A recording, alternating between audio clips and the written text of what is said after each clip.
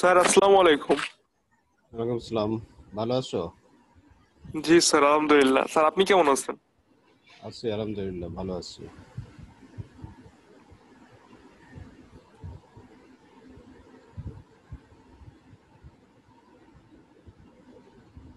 তুমি কি এখন ওই ঝিনাইদহে আছো? জি স্যার, এখনো স্যার ঝিনাইদহতে।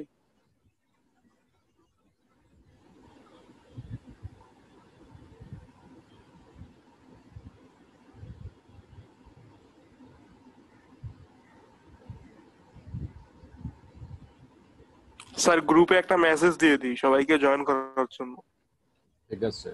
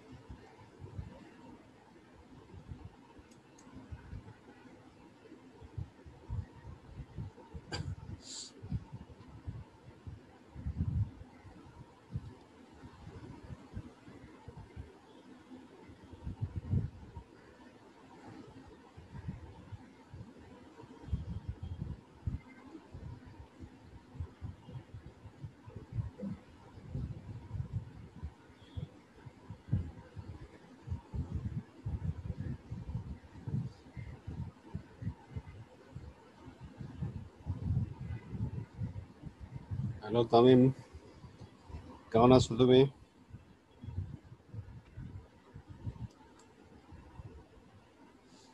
তো আজকে আমাদের তৃতীয় অধ্যায় আলোচনা শুরু হবে।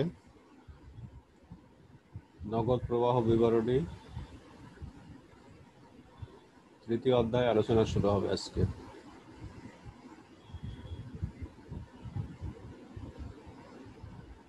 আমাদের সেকেন্ড পার্টে যে নগদ প্রবাহ বিবরণী আছে এই চ্যাপ্টার আলোচনা হবে।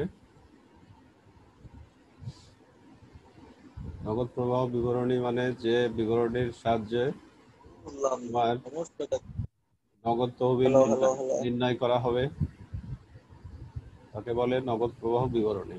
যে বিবরণীর সাহায্যে নগদ তহবিল নির্ণয় করা হবে তাকে বলে নগদ প্রবাহ বিবরণী। নগদ প্রবাহ বিবরণী তৈরির সময়, স্যার আপনি কি কথা শুনতে পাইতেছেন? হ্যাঁ শুনতে পাচ্ছি। তুমি আমারটা শুনতে পাচ্ছ? জি স্যার। এখানে নগদ প্রবাহ বিবরণী। কেমন আছেন স্যার? আছি আলহামদুলিল্লাহ। তুমি ভালো আছো? জি স্যার, আলহামদুলিল্লাহ ভালো আছি। এখানে নগদ প্রবাহ বিবরণী দুই পদ্ধতিতে নির্ণয় করা হবে। একটা হচ্ছে প্রত্যক্ষ পদ্ধতি, এই পদ্ধতিতে দেখবা যে নগদ প্রবাহ বা নগদ টাকা তোমার আসতেছে না যাচ্ছে। তোমার আসতেছে মনে করো 50,000 আর যাচ্ছে 30,000, তাহলে এখান থেকে বলা যাবে নিট নগদ প্রবাহ 20,000 টাকা। বিক্রয় থেকে আসতে পারে, বিনিয়োগের সুদ থেকে আসতে পারে, ক্রয় করলে যেতে পারে, ভাড়া দিলে যেতে পারে। এটা হচ্ছে প্রত্যক্ষ পদ্ধতির নগদ প্রবাহ বিবরণী, যেখানে শুধু চিন্তা করবা যে কত আসতেছে আর কত যাচ্ছে। আসা যাওয়ার যে ফলাফল তাকেই বলবে নেট নগদ প্রবাহ। তোমার আসলো 1,00,000, গেল 30,000, তাহলে নেট নগদ প্রবাহ হবে 70,000 টাকা। কিন্তু আরেকটা পদ্ধতি আছে, পরোক্ষ পদ্ধতির নগদ প্রবাহ বিবরণী আছে। ওই পরোক্ষ পদ্ধতিতে তুমি নেট লাভ থেকে নগদ তহবিল নির্ণয় করা হবে। এখানে যে ব্যাপার, কিছু বিষয়ের অপোজিট সম্পর্ক থাকে। তুমি কলেজে বেতন দিলে তোমার ক্যাশ কমে যাবে আর কলেজে বেড়ে যাবে, তাই তো? ওখানে বিশ্লেষণ এরকম, যেগুলো দিয়ে নেট লাভের উপরে প্রভাব পড়ে। নেট লাভ যদি বিচার বিশ্লেষণে দেখো যে বেড়ে গেছে, তাহলে নগদ তহবিল কমে যাবে। আবার কোনো কিছু বিচার বিশ্লেষণ করে যদি দেখো যে নেট লাভ বেড়ে গেছে, তাহলে নগদ তহবিল কমে যাবে।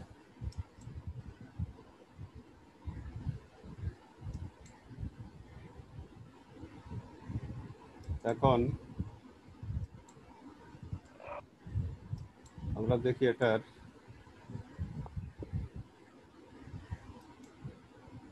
নীতিমালাতে কি আছে।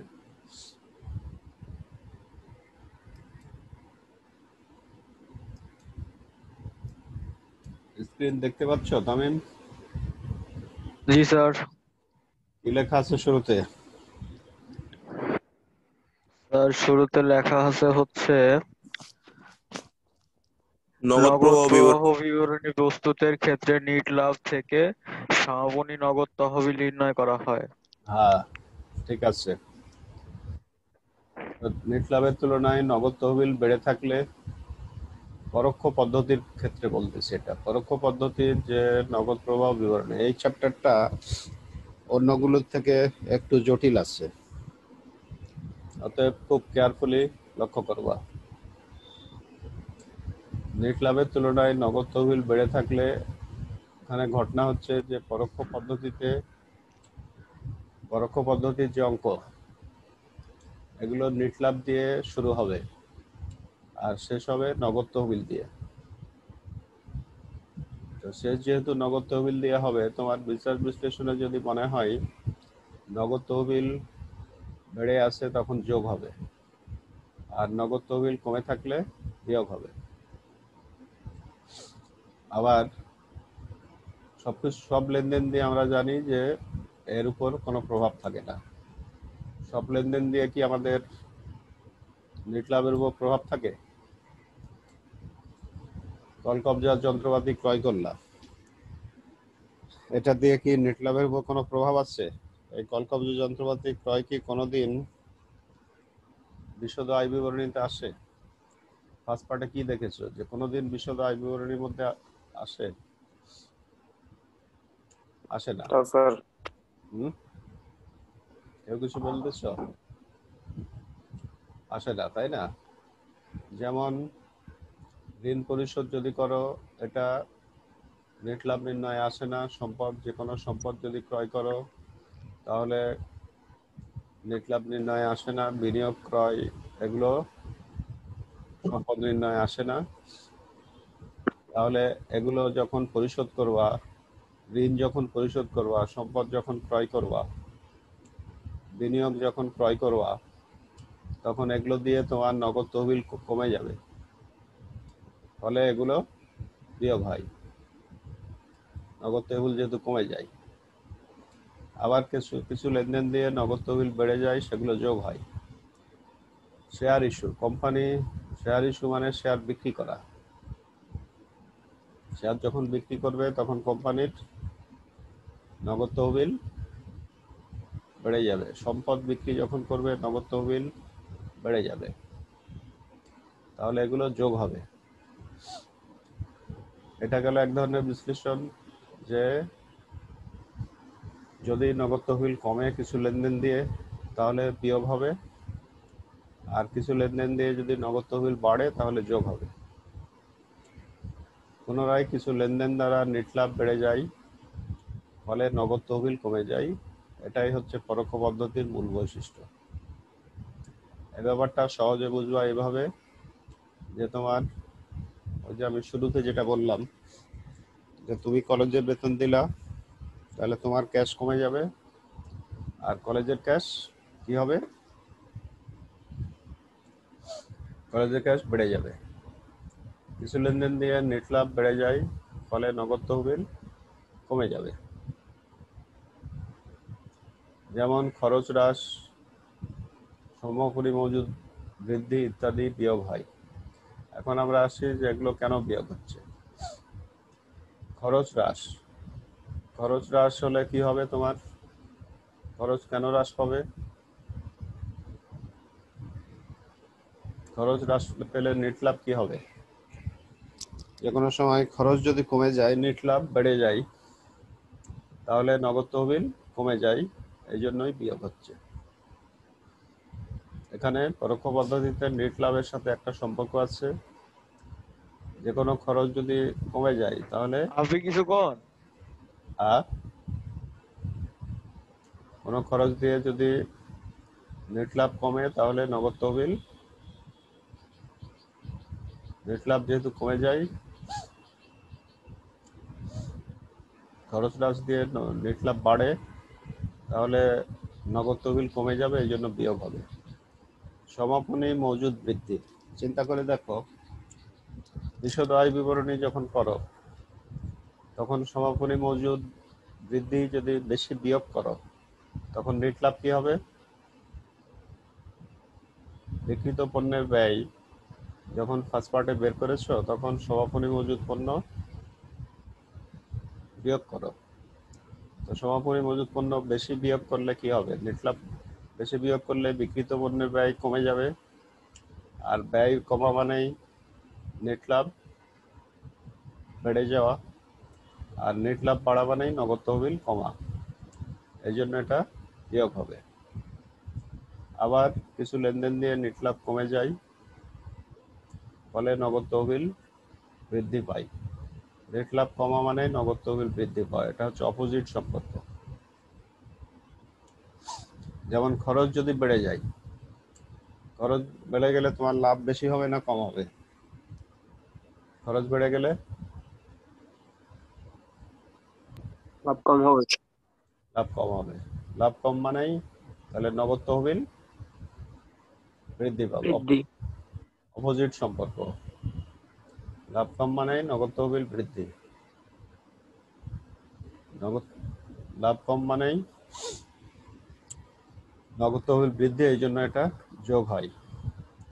সমাপনী মজুদ হ্রাস, ওই যে যখন বিক্রিত পণ্যের ব্যয় বের করো তখন সমাপনী মজুদ যদি কম টাকা বাদ দাও, তাহলে বিক্রিত পণ্যের ব্যয় কি হবে,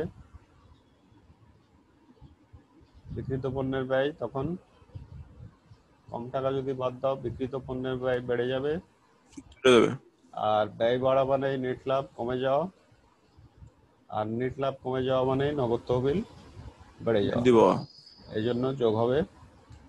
মানে তোমাকে এই চ্যাপ্টার করার সময় খেয়াল রাখবা যে নেট লাভ বৃদ্ধি মানেই নগদ তহবিল হ্রাস, ঠিক আছে। এই জিনিসটা এই চ্যাপ্টারে ভালোভাবে খেয়াল রাখতে হবে। আর কিছু লেনদেন দিয়ে নগদ তহবিল ডাইরেক্ট কমে, সেগুলো মাইনাস হবে, যেমন ঋণ পরিশোধ, সম্পদ ক্রয়, বিনিয়োগ ক্রয়, এগুলো দিয়ে নগদ তহবিল কি হবে? ডাইরেক্ট কমে যায়, এই জন্য এগুলো বিয়োগ হয়।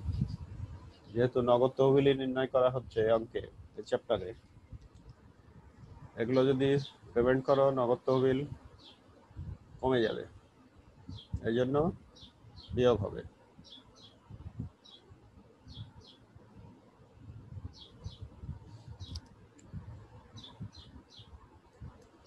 তারপরে এই গেল।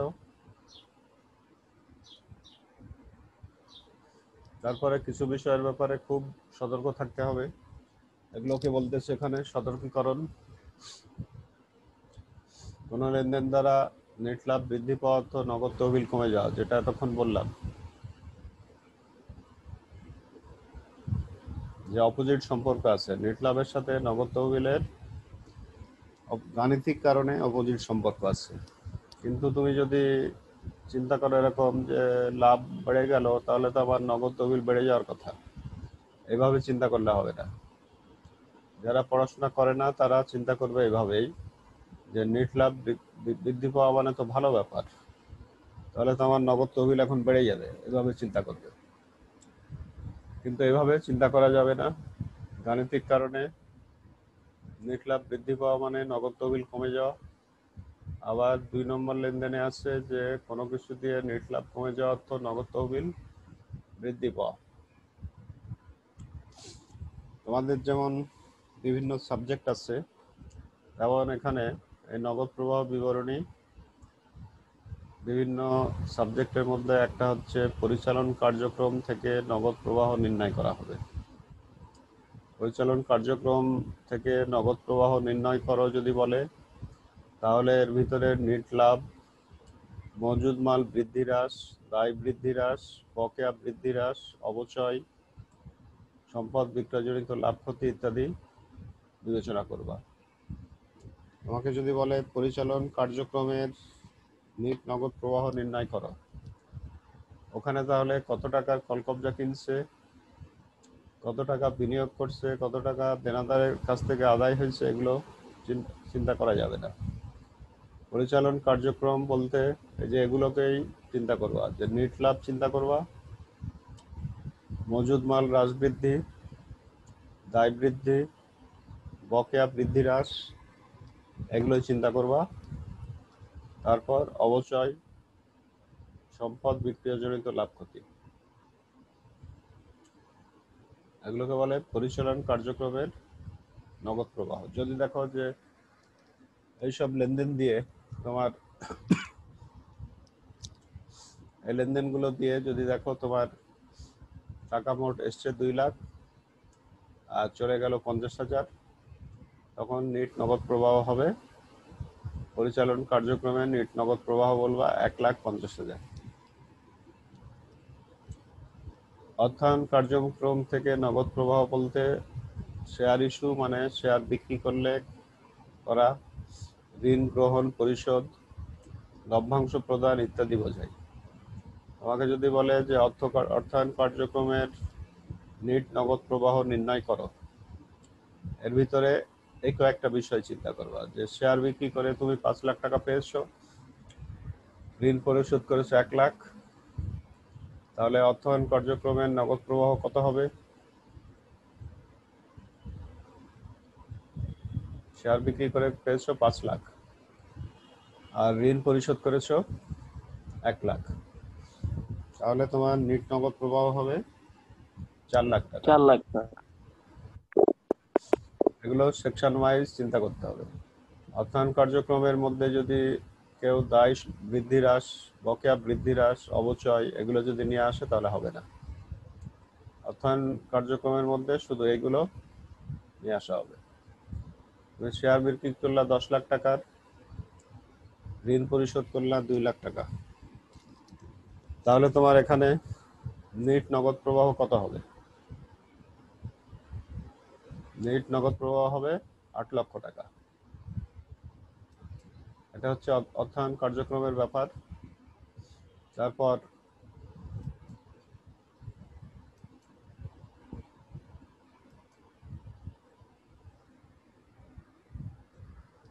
বিনিয়োগ সংক্রান্ত কার্যক্রম বলতে কি বোঝাচ্ছে দেখো। বিনিয়োগ সংক্রান্ত কার্যক্রম বলতে সম্পদ ক্রয় বিক্রয় সংক্রান্ত কার্যক্রম বোঝায়। তুমি 2 লাখ টাকার যন্ত্রপাতি ক্রয় করলা, আর 50,000 টাকার, মনে করো তুমি 2 লাখ টাকার যন্ত্রপাতি ক্রয় করলা, 50,000 টাকার আসবাবপত্র বিক্রি করলা। 2 লাখ টাকার যন্ত্রপাতি ক্রয় করলে 2 লাখ ক্যাশ কমে যাবে, আবার 50,000 টাকার যদি আসবাবপত্র বিক্রি করো তখন তোমার ক্যাশ বেড়ে যাবে 50,000। তাহলে এখানে বিনিয়োগ কার্যক্রম থেকে নগদ প্রবাহ কত হবে? নিট নগদ প্রবাহ মাইনাস 1,50,000 হবে। তুমি বললাম যে তুমি যে কোনো সম্পদ ক্রয় করলা 2 লাখ টাকার, আর সম্পদ বিক্রি করলা 50,000 টাকার। তাহলে তোমার 2 লাখ টাকা ক্যাশ কমে যাবে, অন্যদিকে ক্যাশ বেড়ে যাচ্ছে কত? 50,000। নিট নগদ প্রবাহ কত হবে? মাইনাস 1,50,000 হবে। 2 লাখ টাকা কমে গেল আর 50,000 টাকা বেড়ে গেল। তাহলে বিনিয়োগ কার্যক্রম থেকে নিট নগদ প্রবাহ হবে মাইনাস 1,50,000, কারণ এখানে বাড়েনি, এখানে নিট কমে গেছে। তুমি 500 টাকা খরচ করলা আর টাকা পেলা 200 টাকা, তাহলে তোমার নিট নগদ প্রবাহ কত হবে?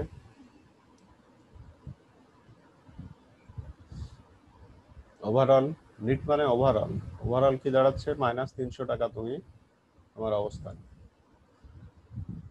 কিছু লেনদেন দ্বারা নেট লাভের উপর প্রভাব থাকে না, বরং নগদ তহবিল বাড়লে যোগ হয়। কিছু সব লেনদেন তো আর নেট লাভ নির্ণয় আসে না। যেমন কলকবজা যন্ত্রপাতি ক্রয় বিক্রয়, এগুলো কি কোনোদিন নেট লাভ নির্ণয়ের ভিতর লিখেছো কেউ? বয়েজ, কলকবজা যন্ত্রপাতি ক্রয় বিক্রয় কোনোদিন কি নেট লাভ নির্ণয়ের ভিতর লিখেছো কোনোদিন? না স্যার। এজন্য ওগুলো নেট লাভ দিয়ে চিন্তা করা যাবে না, ওখানে ডাইরেক্ট চিন্তা করবা সম্পদ বিক্রি করলে তোমার ক্যাশ বেড়ে যাবে। অতএব নগদ তহবিল নির্ণয় যেহেতু করা হবে এই চ্যাপ্টারে, এই জন্য যোগ হবে।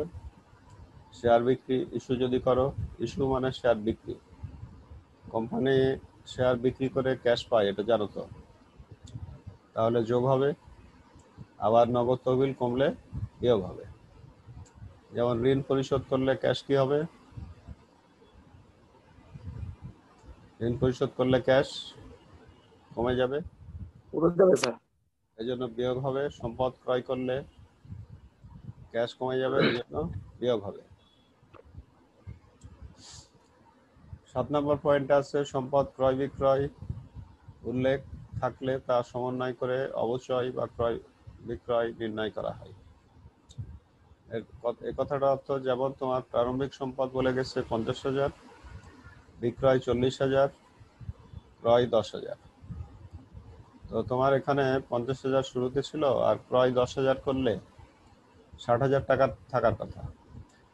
এখানে সম্পদ শুরুতে ছিল 50,000, ক্রয় করছে 10,000, তাহলে 60,000 টাকার মধ্যে বিক্রি করছে 40,000 টাকা। বললো যে শেষে আর কোনো সম্পদ নাই, তাহলে বাকি 20,000 কোথায় গেল? বাকি 20,000 টাকা এই বছরে সম্পত্তির ক্ষয় হয়েছে, এই জন্য বাকি 20,000 হবে অবচয়। আবার দেখো, প্রারম্ভিক সম্পদ শুরুতে ছিল 50,000, ক্রয় করছে 10,000 টাকার, তাহলে মোট সম্পদ থাকার কথা 60,000। 60,000 থাকার কথা, কিন্তু তুমি বিক্রি করছো 20,000 টাকার, শেষে আর কোনো সম্পদ নাই। 60,000-এর পর 40,000-এ যদি বিক্রি করো, তাহলে 20,000 টাকার সম্পদ থাকার কথা, কিন্তু বলতেছে নাই। নাই তাহলে কোথায় গেল? নাই মানে তোমার প্রত্যেকটা সম্পত্তির ক্ষয় আছে। তুমি যে সেট ব্যবহার করতেছো, এখন যে সার্ভিস দিচ্ছে, 6 মাস পর 1 বছর পর একই রকম সার্ভিস দিবে না। এটা ক্ষয় হচ্ছে, এই ক্ষয়টাই হচ্ছে অবশ্যই, তখন অবশ্যই ধরতে হবে। অবশ্যই দিয়ে নিট লাভ কমে না বাড়ে? যে কোনো একজন বলো, অবশ্যই দিয়ে নিট লাভ কমে না বাড়ে? হবে স্যার। তাহলে নগদ তহবিল বাড়বে, বাড়বে। যোগ হবে। সংরক্ষিত তহবিল কোথাও স্থান পায় না। অনেক সময় নেট লাভের একটা অংশ দিয়ে একটা তহবিল গঠন করা হয়, তাকে বলা হয় সংরক্ষিত তহবিল। তো সংরক্ষিত তহবিল মানে তো এটা আগেই গঠন করা হয়েছে। তাহলে আগে যেহেতু গঠন করা হয়েছে, তুমি কলকবজা কিনেছো একটা 3 বছর আগে, তার কি বর্তমানে ক্যাশের উপর কোনো প্রভাব পড়বে? বর্তমান ক্যাশে কোনো প্রভাব পড়বে না। এই জন্য সংরক্ষিত তহবিল কোথাও স্থান পায় না। এই অঙ্ক করার সময় খেয়াল রাখবা। অঙ্কগুলো থাকবে এইভাবে। অঙ্ক নিয়ে আমরা নেক্সট ক্লাস থেকে অঙ্ক প্র্যাকটিস আরম্ভ করব। আমি শুধু দেখানোর জন্য দেখাচ্ছি। অঙ্ক যে এইভাবে থাকবে, সুদ পরিশোধ করলে প্রত্যক্ষ পদ্ধতিতে, বললাম যে প্রত্যক্ষ পদ্ধতিতে চিন্তা করবা খালি ক্যাশ বাড়বে না কমবে। সুদ পরিশোধ করলে ক্যাশ কমে যাবে, এই জন্য এটা বিয়োগ হবে। নগদ বিক্রয় দিয়ে ক্যাশ বেড়ে যাবে, এই জন্য যোগ হবে। লভ্যাংশ প্রাপ্তি দিয়ে বেড়ে যাবে ক্যাশ, এই জন্য যোগ হবে। আয়কর প্রদান দিয়ে ক্যাশ কমে যাবে, এই জন্য বিয়োগ হবে। নেট লাভ এটা অন্য বিষয়। নেট লাভ দিয়ে তোমার ডাইরেক্ট ক্যাশের উপরে প্রভাব নাই, এই জন্য নাই যে সব লেনদেন লেখার পরই তো তোমার নেট লাভ হয়েছে। নেট লাভের জন্য কি এখন কাউকে টাকা দেয়া লাগতেছে বা কারো কাছ থেকে টাকা আসবে? আর এই জন্য নেট লাভ দিয়ে ডাইরেক্ট না ক্যাশের স্যার। উপর কোনো প্রভাব নাই। সরবরাহকারীকে যখন প্রদান করবা, তখন ক্যাশ কমে যাবে, এই জন্য মাইনাস করবা। ভূমি ক্রয় নগদে বলছে, নগদে কিনলে ক্যাশ কমে যাবে, তখন মাইনাস হবে। দেনাদার থেকে প্রাপ্তি, এটা দিয়ে তোমার ক্যাশ বেড়ে যাবে, অর্থাৎ প্লাস হবে। বেতন ও মজুরি প্রদান দিয়ে ক্যাশ কমে যাবে, এই জন্য মাইনাস হবে। অবশ্যয়ের বিশ্লেষণটা আলাদা। প্রত্যক্ষ পদ্ধতিতে নগদ প্রবাহ বিবরণী তৈরি করতে বলবে, তখন অবচয় দিয়ে যেহেতু ক্যাশের উপর কোনো ডাইরেক্ট প্রভাব নাই, এই জন্য অবচয় আসবে না। তোমার যে মোবাইলের ক্ষয় হচ্ছে এখন, এর জন্য কি কাউকে ক্যাশ দেয়া লাগতেছে? যে কোনো একজন বলো। স্যার। যা কেনার সময় যা খরচ ক্যাশ গেছে, তাই না? এখন যে ক্ষয় হচ্ছে, ক্ষয়ের জন্য তো আর ক্যাশ, আসবাবপত্র ক্রয় করলে তোমার ক্যাশ কি হবে? কমে যাবে, এই জন্য মাইনাস। লভ্যাংশ প্রদান করলে ক্যাশ কমে যাবে, মাইনাস। পরিচালন খরচ প্রদান করলে ক্যাশ কমে যাবে, মাইনাস। সাধারণ শেয়ার ইস্যু হচ্ছে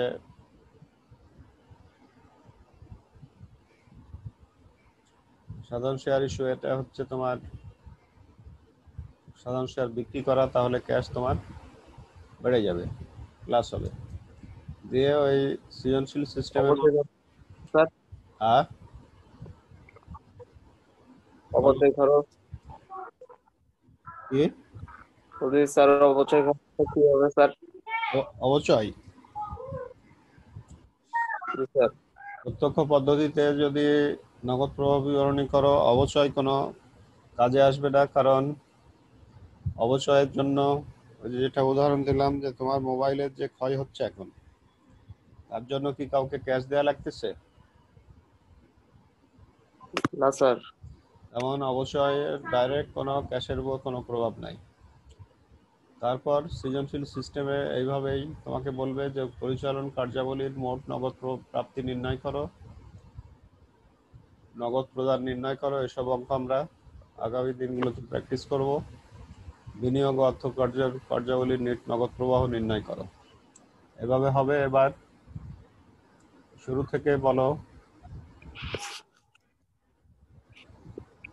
কার কি কোশ্চেন আছে শুরু থেকে বলো। এখান থেকে আমরা আরম্ভ করছিলাম, তোমাদের প্রশ্ন করতে হবে, তাহলে আরো ক্লিয়ার হবা।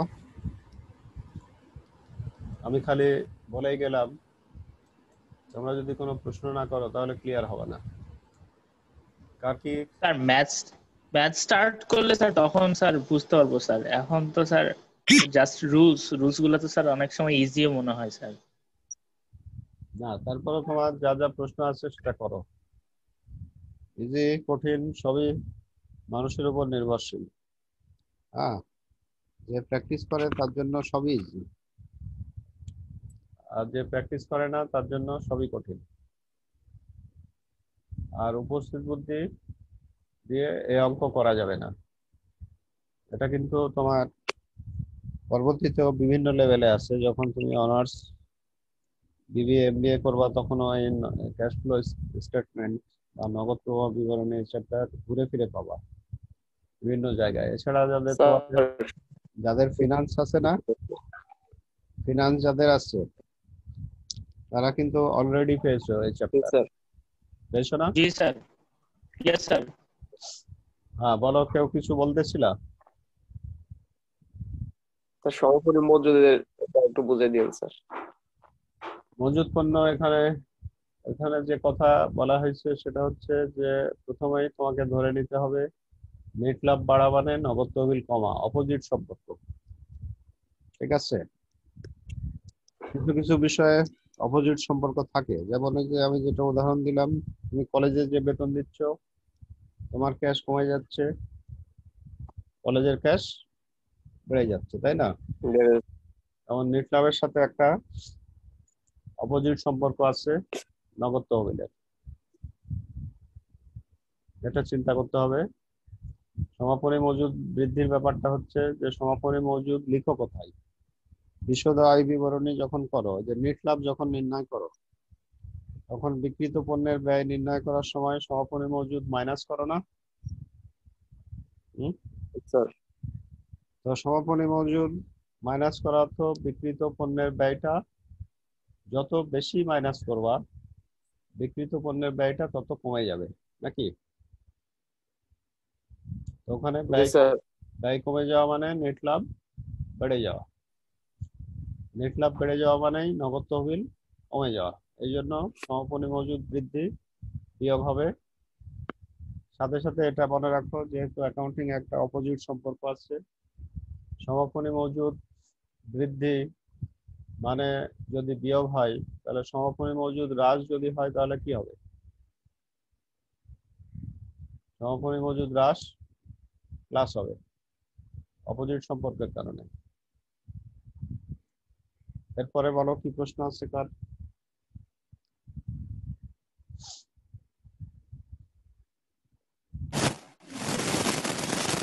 Hello,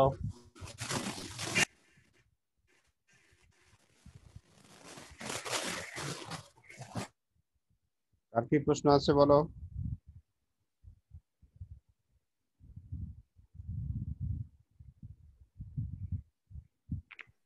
No question at this moment. Ghalib বলো দেখে চ্যাপ্টার সম্পর্কে যেটা শুনলা তাতে কি বলা হচ্ছে? গালিব স্যার স্যার এই চ্যাপ্টার তো স্যার ফার্স্ট টাইম করতেছি স্যার, মানে খুব এক মানে প্রথমবার ইয়ে করলাম তো এই জন্য স্যার। তোমার ফিনান্স আছে? জি স্যার ফিনান্স আছে স্যার। ফিনান্স সেটা এমনি জাস্ট দেখছিলাম স্যার ওই ঈদের আগে একবার নাড়াচাড়া করে। ফিনান্সে করছিলাম তো সোজা। ফিনান্সে না না, সোজা সোজা নাই, এই চ্যাপ্টার সবচেয়ে কঠিন চ্যাপ্টার তোমার এই সেকেন্ড পার্টে। জি স্যার। যত চ্যাপ্টার আছে না, জি স্যার। তার মধ্যে সবচেয়ে কঠিন চ্যাপ্টার এটা। জি স্যার। এখন এটা তোমার ফিনান্স থাকলে তো তুমি এই চ্যাপ্টার হালকাভাবে পাওয়ার কথা। ওখানে জি অবশ্য স্যার পারবো স্যার। ওখানে ডিপলি আলোচনা করি না, পারবো এটা বললেও ভুল হবে। ওখানে ডিটেলস নাই, ফিনান্সে এখানে একটু ডিটেলস আছে। এমনি এই চ্যাপ্টার সম্পর্কে তোমার কি মনে হয় বলো না, 2-4টা সেন্টেন্স বলো দেখি। স্যার এই যে নগদ প্রবাহ বিবরণী স্যার, নিট লাভ থেকে সমাপনী তহবিল নির্ণয় করতে হবে স্যার। কিসের সমাপনীত হবে? স্যার ব্যবসার নগদ সমাপনী নগদ তহবিল স্যার। আচ্ছা, এটা করার জন্য কি কি করবা একটু বলো, 2-4টা সেন্টেন্স বলো, যা এটা না দেখেই বলো মনে করো, না দেখে বলো দেখি। জি স্যার।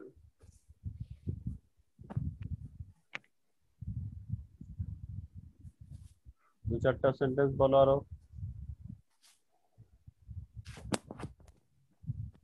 স্যার স্যার যেমন স্যার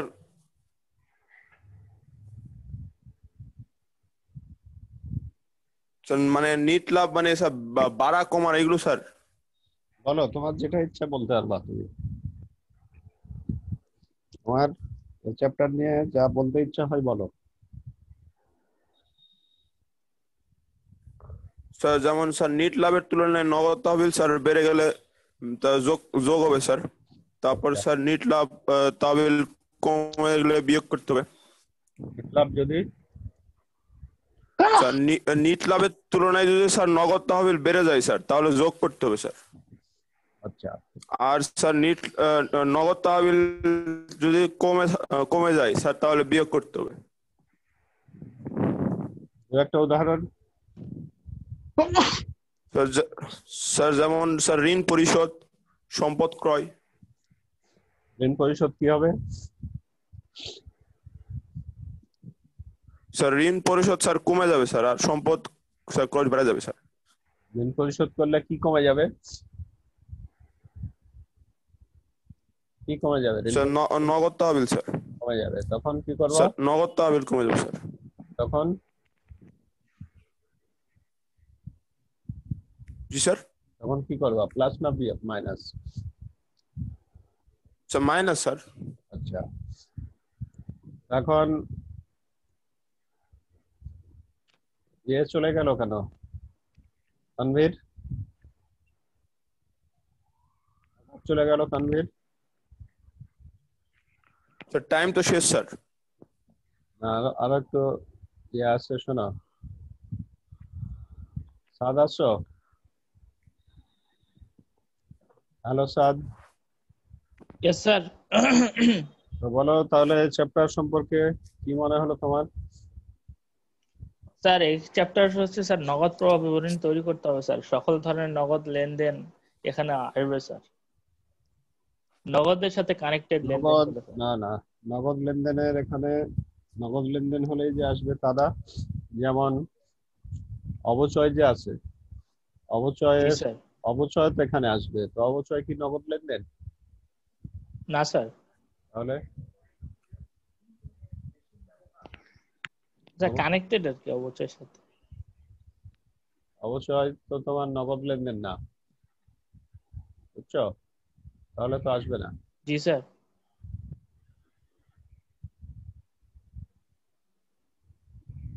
এখানে দুইটা ব্যাপার যেটা আলোচনা করলাম, প্রত্যক্ষ পদ্ধতি যদি হয়, প্রত্যক্ষ পদ্ধতি হলে তোমার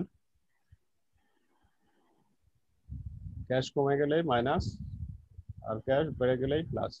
প্রত্যক্ষ পদ্ধতির নগদ প্রবাহ বিবরণী যদি হয়, ক্যাশ কমে গেলেই মাইনাস আর ক্যাশ বেড়ে গেলেই প্লাস। এটা গেল এক কথা। আরেকটা জায়গায় তুমি চিন্তা করবা যে তোমার নেট লাভ বাড়ে না কমে। এটা হচ্ছে কখন চিন্তা করবা, যখন পরোক্ষ পদ্ধতির কথা বলবে, তখন নেট লাভ বাড়া কমা এসব চিন্তা করবা। ঠিক আছে? জি স্যার। যদি নেট লাভ বেড়ে যায় তাহলে নগদ তহবিল কি হবে? কমে যাবে। এই জিনিসটা ভালোভাবে মনে রাখতে হবে। তো যাই হোক, আমাদের প্র্যাকটিস চলতে থাকবে। আর কারো কোনো কোয়েশ্চেন আসছে বলো থাকলে, বয়েজ?